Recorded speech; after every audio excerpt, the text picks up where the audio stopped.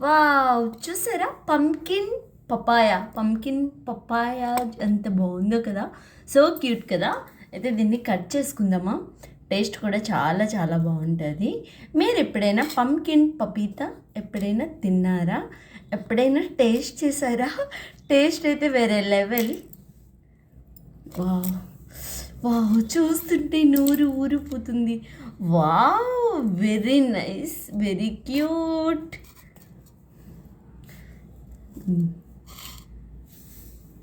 Wow, ఒకటి తీసుకొని taste చేద్దామా, ఎలా ఉంటుందో చూద్దాము.